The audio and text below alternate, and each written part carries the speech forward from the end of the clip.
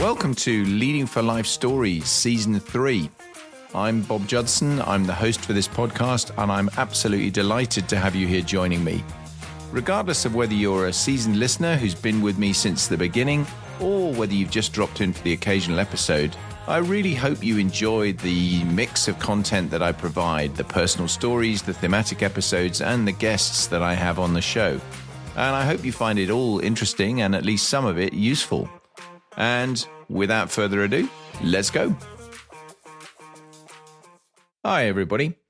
Welcome back to another Personal Stories episode. And this week I thought I would conclude my Afghanistan series with just a bit of a summary, some key takeaways from a job that consumed me really for 9 months of my life. And it was only 9 months, but my goodness, I packed a lot in and it seemed like a very, very long time that I was there. And therefore, I think that there are a number of things really that come from it that I think are really kind of relevant and hopefully helpful to anybody in a leadership position. I mean, particularly a reasonably senior one, particularly a reasonably autonomous one, because so many of the things that I got from that role were in that space. It was without a shadow of a doubt the biggest leadership challenge of my life, and I suspect that would apply to almost anybody who's in that situation. I mean, 25,000 people, more than 20 nations by and large all the time we were there, 170 airplanes roughly of every different type. So everything from unmanned air vehicles through to huge transports, fast jets, helicopters, everything in the middle. And all the complexity that went with a very, very big garrison and a very, very big airfield. I mean, those were the two things that were kind of there to be looked after. And some of the challenges that I've highlighted in other episodes when I've talked about this, this particular chapter. Because herding the cats was a big deal for sure. Logistics was a big deal for sure. Force protection was obviously fundamental. It was the one thing that I was very clear. Maybe we couldn't win the war from Kandahar, but we certainly could lose it. We could have lost, without a shadow of a doubt, the strategic support of the UK public, for example, had we lost a UK transport aircraft filled with UK personnel on the way into or out of the airfield. So that kind of thing was really pivotal. It was of absolutely critical importance to what went on. And obviously the air environment itself, managing that very, very complex space. Those were the three big chunks that I had to deal with, and lots of stuff in the margins. So that's why I thought it'd be useful just to provide some kind of summary rather than kind of continuing on, I guess, with individual focus areas for this, because I think I could do that, but perhaps would be less interesting to many of you out there listening than some of the kind of the summary points. So what did I take from it? What is the summary? What are the things that I really learned? I think back to that cat herding point, very clear very early on that trying to get those 20 nations in vaguely the same space, on vaguely the same page, when I was running a NATO establishment and they were working with national rules, that was a really big challenge beyond anything I'd really expected, to be honest, because people just sometimes chose to play nicely and sometimes they chose to play not nicely and be really quite difficult. So one of the things that I did very early on, which I think was a really good move, was to establish what we called the Senior Council, which essentially was the structure that brought together the leaders, national leaders from the big contingents. We didn't fit everybody in there if there were tiny numbers of people, but all the big contingents were represented. And it gave us a forum where we could absolutely sit down generally over a meal and chat about the stuff that was causing us some angst, where I needed some help from them, or they needed some help from me, or they needed some help from each other. And that was a really, really useful initiative to give them that kind of area that was a safe space to kick stuff around, to agree, hopefully, we were going to work in this particular way together. And some of the things were beyond their control in terms of changing policy because they were national policies that they couldn't influence.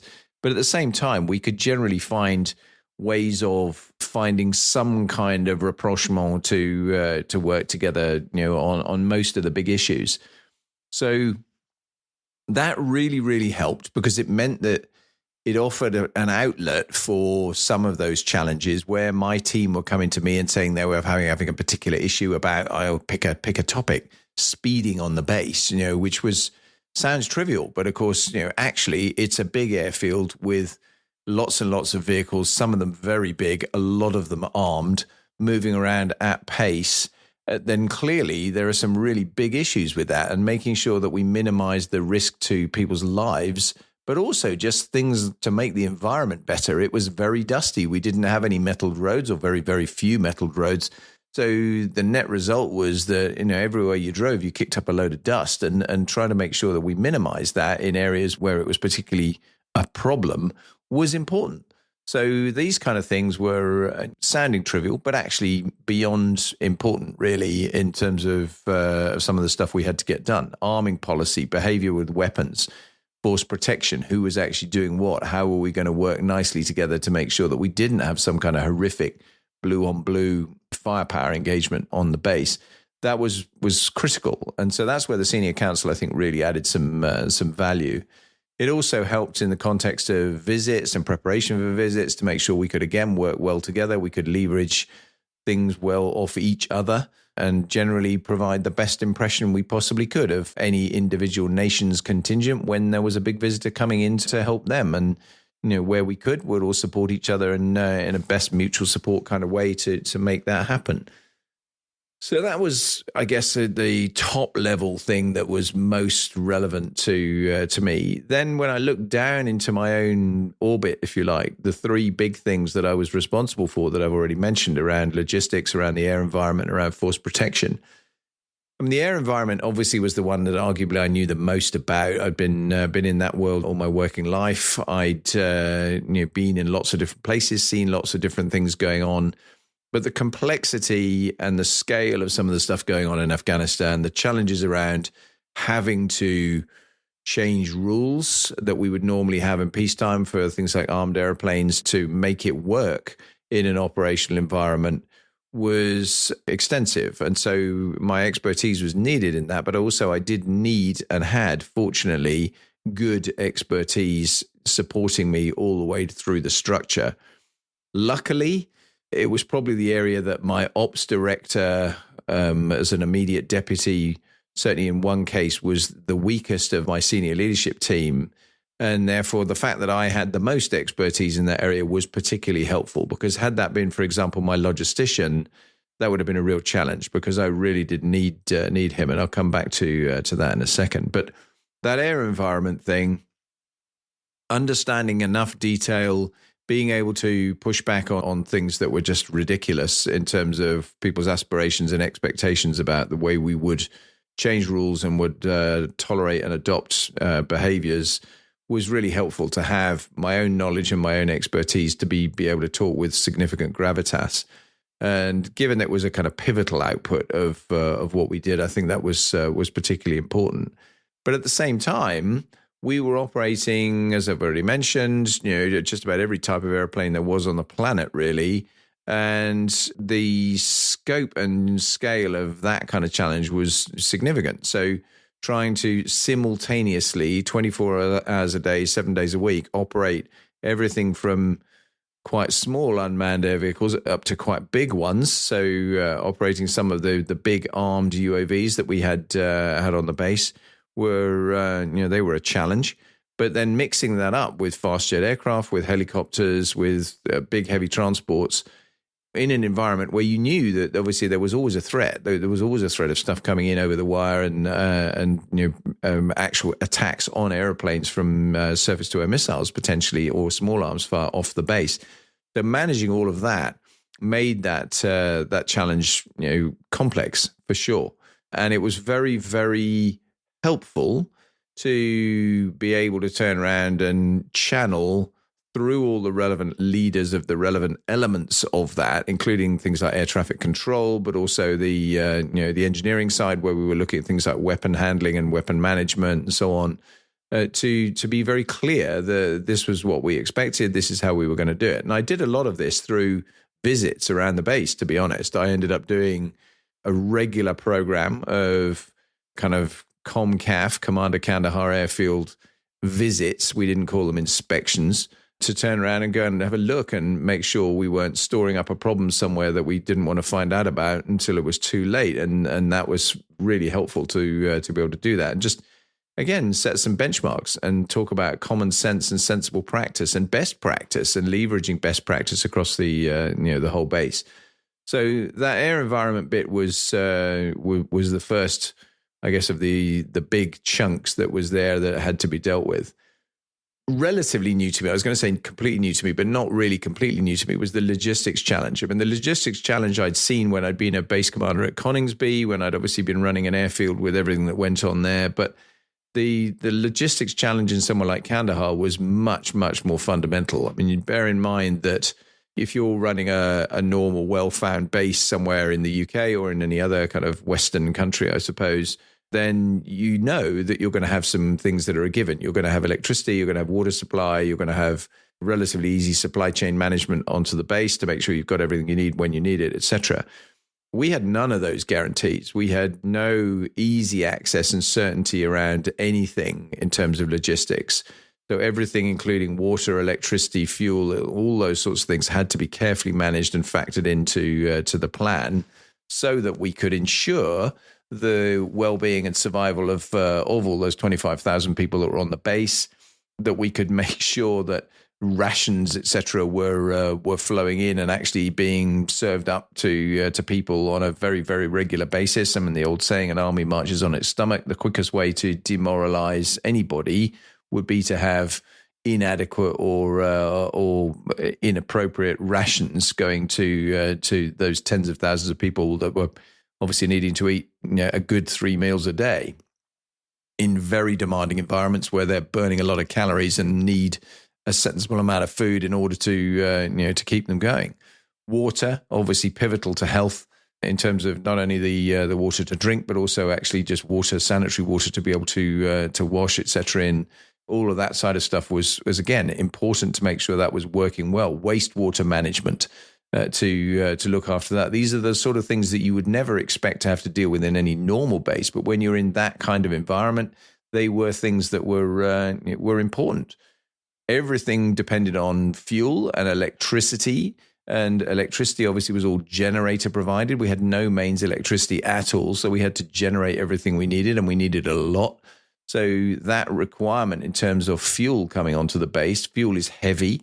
So flying it in, not really an option. It had to be trucked in from off the base. That engendered enormous amounts of challenge in terms of the corruption element to manage fuel supplies and ensure that, and not just fuel by any means, every other kind of supply that was coming in by vehicle, needed to be carefully managed to ensure that we got what we needed when we needed it, and we weren't having it interrupted by either enemy action or just kind of corrupt behavior off the base. Now, we had contracts in place for things like fuel, and so Supreme Fuels were responsible for delivering on that contract.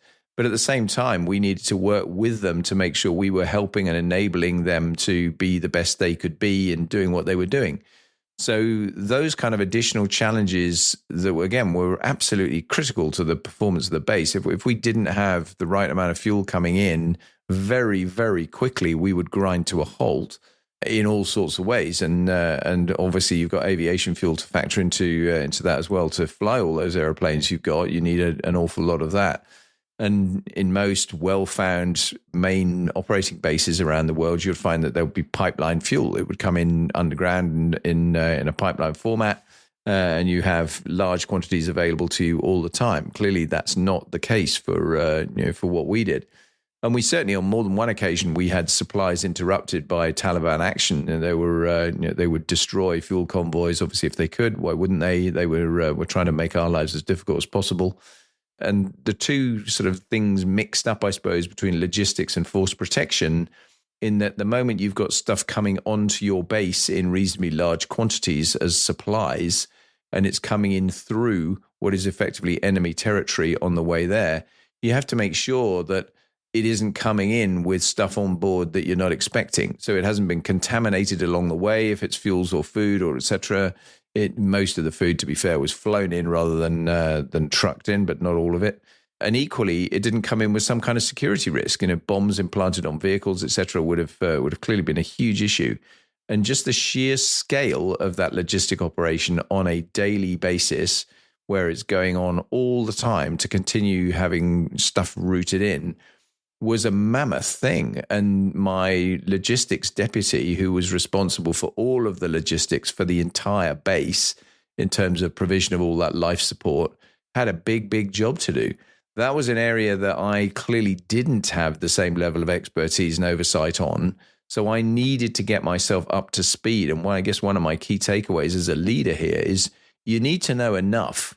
You need to be that intelligent customer. You need to be the intelligent kind of challenging individual in the leadership space that isn't going to turn around and try and be disruptive and micromanage things you don't really know enough about. But you need to know when you're actually not being told something that is necessarily 100% of what you needed to know. You need to be able to sniff out areas that potentially are not quite running as well as they should run. Look for obvious areas of efficiency, cut through the groupthink sometimes where even the logisticians get together and decide, okay, this is the best way forward. And you kind of challenge it a little bit and go, well, why? Is there another way of doing this? Should we be finding a different way through this problem? All of those kind of areas on the logistics side were really key to get under the skin of. And again, some of that I gained through visits, and I gained from walking around the base a bit and just seeing what was going on. Some of it was just absolutely sitting down with the key players in the team and looking at, right, what are the issues on your plate today? How can I help you? What else do you need from an external support? How can I represent up to NATO where we're not getting the support we necessarily need to turn around and make sure the infrastructure is all good and we've actually got everything running in the direction it needs to be going in. I mean, as well as the logistics side, throughout my time, there was a massive infrastructure program going on that continued to build the base and build structures on the base, bring more people onto the base. And that was an ongoing exercise right through my time and well beyond it, where we were constructing new things. And obviously, when you build stuff, you need stuff to build it with. So again, that all added to that supply chain management issue and making sure that we understood what the extra implications were of new builds, new loads on things like electricity, on water, where we were building new accommodation. Did we have the right kind of grid supply available to provide what was needed, both on the water side, on the electricity side, on the waste management side? Prevention of disease, looking after all the medical side of all of that, absolutely key. And lots of things, again, that you don't necessarily immediately think about if you're running this kind of business just in normal jogging on a base in a well-found country. Suddenly you take it to somewhere like Afghanistan, where you're literally working on a fully austere base in a very expeditionary way, then it generates significant challenges. Force protection, I've already kind of touched on the overlap into logistics, and that was significant. But force protection, the multi-layered nature of it, I've talked about going out on patrol in a different episode and being off the base and doing what people did off there. But I had a Bulgarian contingent who looked after all the watchtowers around the base. They were physically on the fence line. That was their job. They manned those watchtowers 24/7, 365, and made sure that they were equipped and able to basically detect in the first instance and then ultimately hopefully repel any kind of direct attack. We obviously augmented that with quick reaction alert response forces to be able to actually deal with anything that looked like it was a penetrative attack on the airfield. It was a big airfield, big fence, lots of potential weak spots where people could easily sneak up, try and get close to the wire, try and do stuff that was threatening to us. So being on top of that was very, very important. On the base, the actual force protection team that I had on a daily basis, trundling around the base, doing their thing, both to respond to external threats, but also respond to internal challenges. The police, if you like, of the base were our force protection guys, looking after the gates, looking after those access points, which were really key vulnerabilities. They were areas where you knew stuff could go wrong in a heartbeat. If you allowed through a moment of weakness and a momentary lapse, you allowed an individual to come through with the wrong kind of kit and the wrong stuff that he could make mischief with, or worse, a vehicle perhaps with even more stuff on board, and absolute worst case, some kind of improvised explosive device. The impact of that would have been catastrophic. So these were people who had to be completely on their game throughout that time. And they needed to know from me as the leader how much I respected them for what they were doing, how important their job was. They needed to be praised. They needed to be really loved, I guess, in terms of what they did, because they were doing a job that often was irritating for a lot of other people. They didn't like being checked, being inspected, having verification that they weren't holding the wrong kind of weaponry. People will do all sorts of stupid stuff in places like Afghanistan, and they'll think, okay, I can take this souvenir back with me back to wherever I'm going, or I can, I found this and I can just keep that because actually that'll be a nice little keepsake, and not realizing that actually it's potentially really dangerous. And you see that if you look at the documentary that was filmed while I was there, Air Force Afghanistan, still available on YouTube in most of its episodes. There are some bits on this where we talk specifically about force protection, and some of the behaviors just kind of defy belief. So looking after those force protection guys and making sure that they knew that they were valued was an obvious part of that. And as I've talked about, not least in the last episode where I sadly lost a couple of guys, then looking after them when stuff goes really dark was very, very important, very important. And being there in those critical moments, leading by example in the critical moments, to be prepared to share the risk, prepared to put skin in the game, be there in the at the strange times of day and night, be able to go out and do stuff with them to actually make sure that they feel that you are genuinely interested. You're not just sticking them out in some outpost and letting them get on with it and not caring about what they do, but you're there as the leader, prepared to turn around and roll your sleeves up a little bit and show up when it matters. But at the same time, back to the same thing about leaning on the experts, I wasn't an expert in force protection, far from it. I had experts that were, and absolutely I needed to tap into their knowledge, challenge them a bit, and make sure they worked nicely together. There were 3 completely different layers, internal, fence line, and external. They all had to work together. They had to be a seamless, synergistic whole.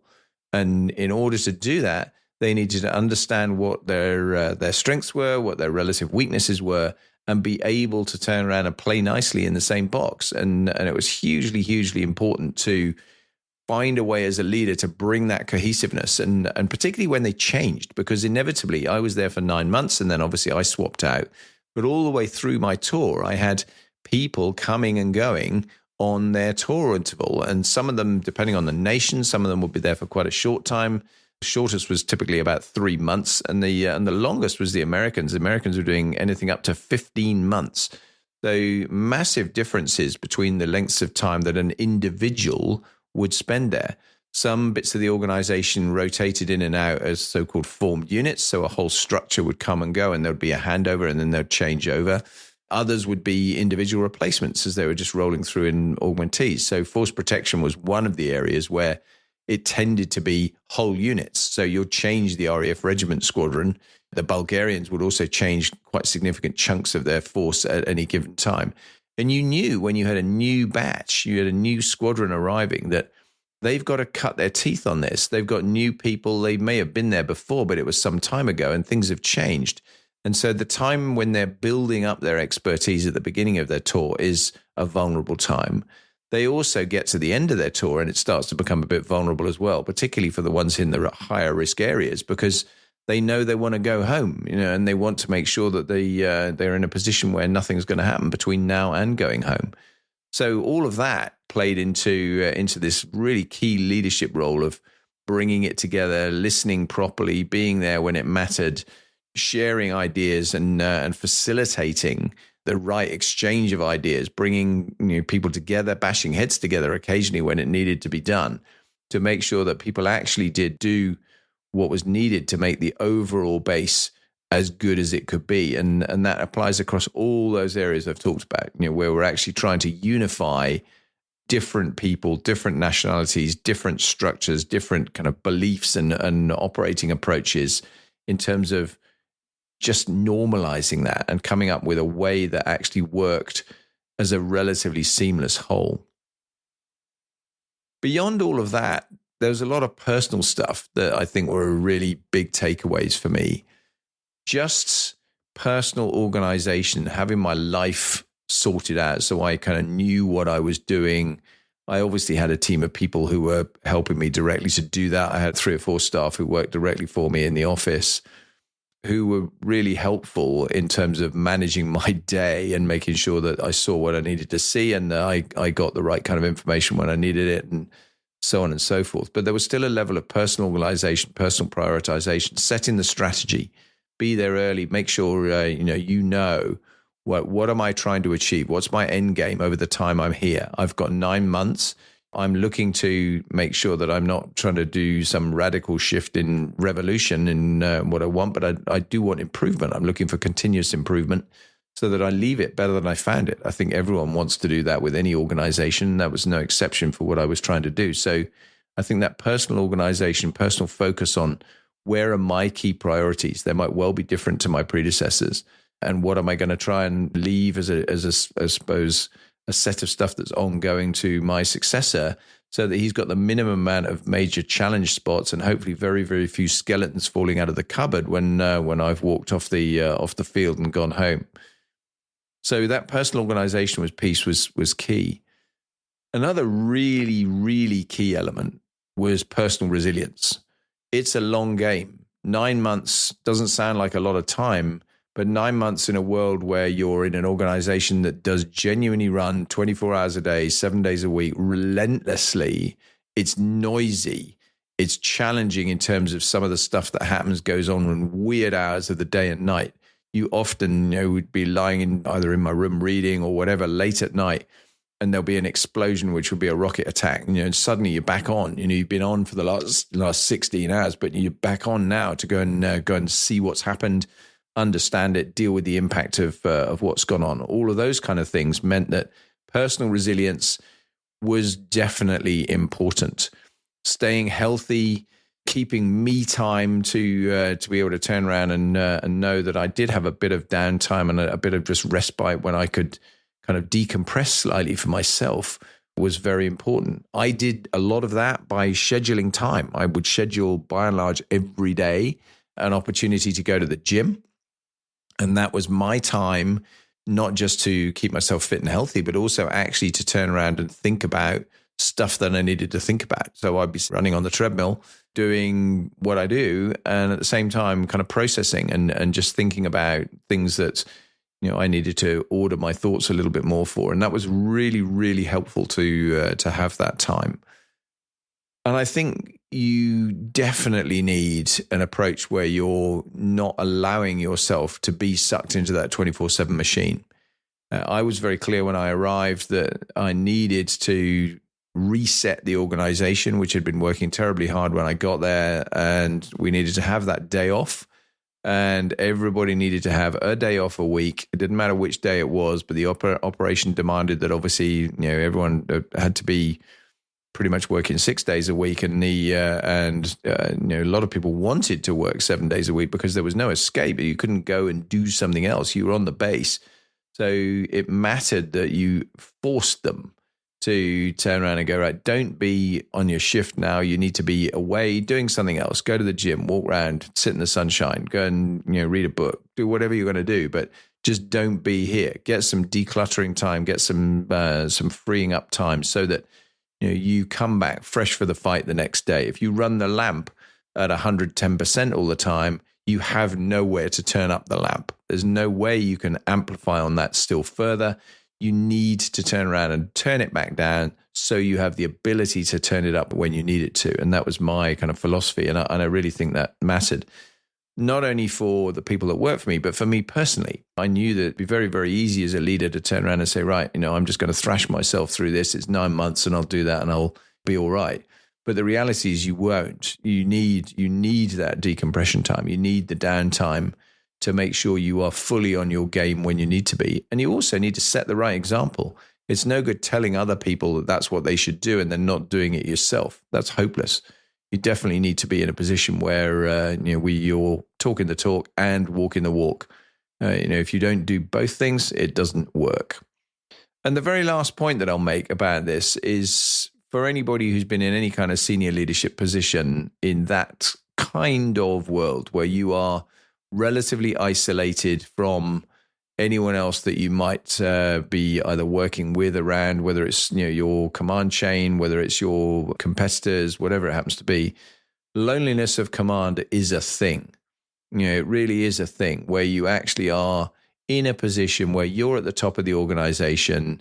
You have very, very few outlets that you can talk to about the stuff that is on your mind, whether it's personal stuff, whether it's professional stuff. You are in a position where you're always on show to the people that work for you. There are absolute expectations from them about what you're going to do, the way you're going to behave and conduct yourself and all the rest of it.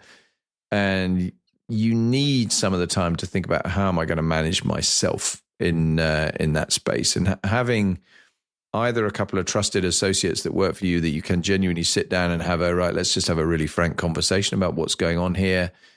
Having an ability to manage your own stress is really helpful. If you don't, though, you need to find somebody who's an outlet for it and is prepared to occasionally be the vent for you, that you're able to turn around and talk about stuff and vent at. And if you don't do that, I think, again, you're storing up potential trouble for the future, and you need to be mindful of it. And obviously, most people, including me, in those circumstances, I had a wife back home who was worrying about me and was missing me and was concerned about what I was doing out there. And did I pay enough attention to the stuff that was troubling her and all the rest of it? No, for sure not. And I regret that, bitterly regret that. And I should have done more. I should have thought about that more, and I should have handled all that side of life better, because it's so easy to just be consumed with the work front of what I was doing and not really regarding that. And that was definitely not one of my finest moments, for sure. Did I learn from it? I'd like to think I did, but I don't think I've necessarily always demonstrated that. I think it's one of the things that is hard to take forward yourself and necessarily always deliver on your own personal promises to yourself. But I think it's important to bear in mind that in those kind of leadership roles, you are going to feel this loneliness piece, and you have to find a way to deal with it. I hope that's useful. A bunch of things that I've kind of stream of consciousness unloaded, really, in terms of what I did in those 9 months. Where were the challenges? Where were the things that I was really focused on a little bit? What kind of issues were having to be dealt with? What the kind of team expected from me as a leader? And I think there are lots of ways I could have packaged this. I probably could have done it in a more orderly way, but I hope it's really kind of giving you some perspective. And again, feedback, always welcome. Always delighted to have feedback if you've got any on these things as to what you find useful. If there's anything you'd like to hear more about, if there's areas that you think I should have gone into significantly more depth on, or just indeed have whole separate episodes on, I'm very happy to hear that. So please do think about it. But in the meantime, that's it for now. I'll be back again very soon, but thanks a lot. Bye for now.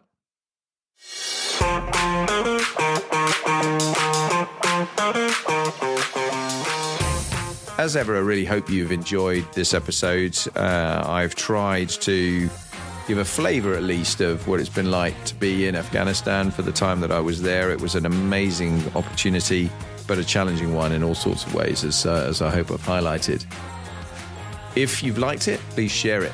Please get the message out to other people. It's always great to get new listeners. It's always good to get people who are potentially going to be interested and learn from some of the insights that hopefully I can share, and that on other episodes that my guests share as well. If you find it really valuable and you're genuinely thinking, okay, this is stuff that I'm behaving differently as a result of some of the things that I'm hearing, and I'm adopting some of these things myself, then please think about supporting the podcast financially. And you can do that by going through the Support the Show link, or by going to www.patreon.com/leading4life. And when you do that, you'll find the ability to join as either a supporter, a champion, or a patron of the show, and support what we do financially in a minor way, which will make a major difference. So if you're up for that, I would be absolutely delighted, because it would really, really help. But in the meantime, thanks ever so much for listening. If you're just a listener, I'm just as glad to have you. So really appreciate it. All the best. Bye now.